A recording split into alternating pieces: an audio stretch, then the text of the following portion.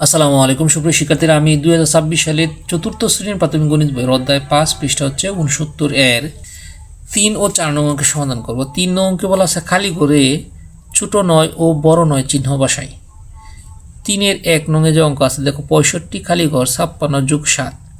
এখন এই যে 56 যোগ 7, 56 সাথে 7 যোগ করে যে যোগফলটা পাবো, এই যোগফলটা এই 65 এই যোগফলের চেয়ে বড় নয় না ছোট নয়, এটার সম্পর্কটাই মূলত বের করতে বলছে। চলো তাহলে আমরা 3 এর 1 নং অঙ্কের সমাধান করি। 3 এর 1 নং 65 খালি ঘর 56 যোগ 7।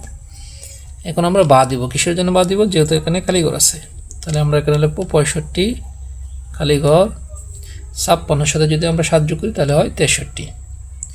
এখন দেখো, অর্থাৎ এই 65 কিন্তু 63-তে কি নয়, ছোট নয়। যেহেতু 65 63-র চেয়ে ছোট নয়, এই চিহ্নটা দিব হচ্ছে এইভাবে। প্রথমে দিলাম ছোট চিহ্ন, অর্থাৎ এটা ছোট এটা বড়, আসলে তো এটা বড় না। অর্থাৎ এই চিহ্ন দ্বারা বুঝাইছে কি, যে এই সংখ্যাটা এই সংখ্যার চেয়ে বড় নয়, আবার এই সংখ্যাটা এই সংখ্যার চেয়ে ছোট নয়। আশা করি 3 এর 1 নং অঙ্ক সমাধান বুঝতে পারছো। চলো আমরা 3 এর 2 নং অঙ্কের সমাধান করি, তাহলে আর একটু ক্লিয়ার হবে তোমাদের। 3 এর 2 নং হচ্ছে 32 যোগ 8 খালি ঘর 50।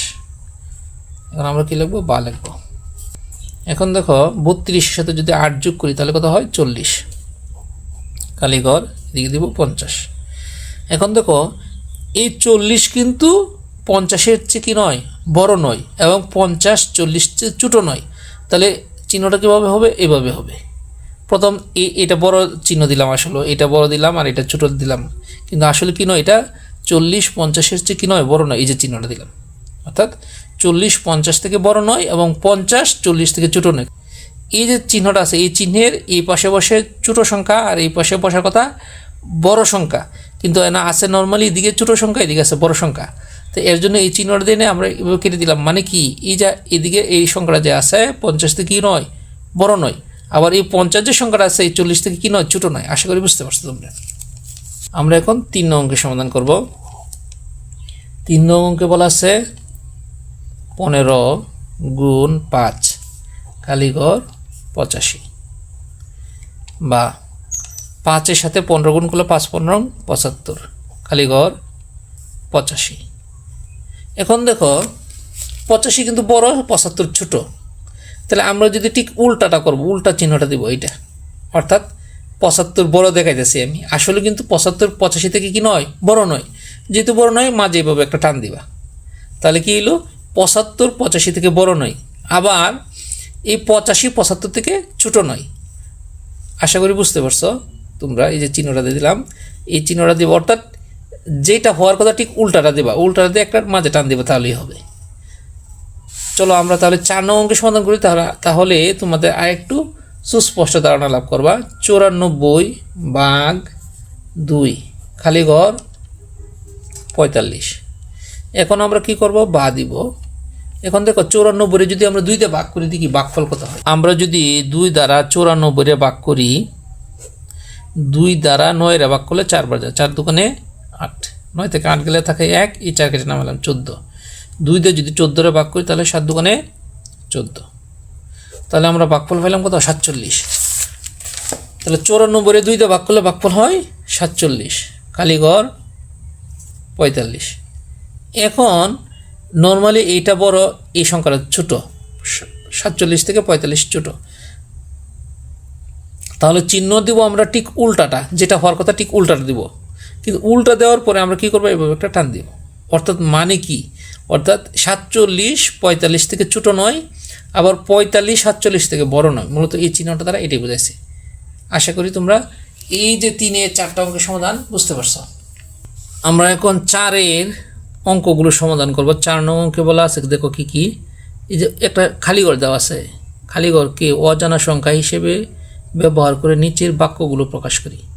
তাহলে অজানা সংখ্যাকে আমরা খালি ঘর ধরবো, ধরে আমরা এই নিচের যে বাক্যগুলো আছে এগুলোকে প্রকাশ করতে বলছে। তাহলে 4-এর 1 নং বলা আছে 50 থেকে কত বিয়োগ করলে, এই যে কত, যে এটা অজানা রাশি, তাহলে এই অজানা রাশিটাকে আমরা খালি করে ধরবো। তাহলে 50 থেকে কত বিয়োগ করলে বিয়োগফল 35 হয়। চলো তাহলে আমরা 4-এর 1 নং অঙ্কের সমাধান করি। আমরা 4-এর 1 নং অঙ্কের সমাধান করব। বলছে 50 থেকে, তাহলে আমরা 50 থেকে বিয়োগ করলাম অজানা রাশি। অজানা রাশি মানে খালি ঘর, বিয়োগ করলে বিয়োগফল কত হবে? 35 হবে। এই যে বিয়োগফল 35 লিখলাম। আশা করি তোমরা 4-এর 1 নং অঙ্কের সমাধান বুঝতে পারছো। আমরা এখন 4-এর 2 নং অঙ্কের সমাধান করব। 2 নং অঙ্কে বলা আছে 8কে কত দ্বারা, যে কত দ্বারা এটা তো আমরা জানি না, অজানা রাশি। তাহলে অজানা রাশি আমরা কী ধরবো? খালি ঘর ধরবো। তা 8কে কত দ্বারা মানে খালি ঘর দ্বারা গুণ করলে গুণফল 48 হয়। তাহলে চলো আমরা এখন 4-এর 2 নং অঙ্কের সমাধান করি। 8কে কত দ্বারা, তাহলে 8কে কত দ্বারা কী করলে? গুণ করলে।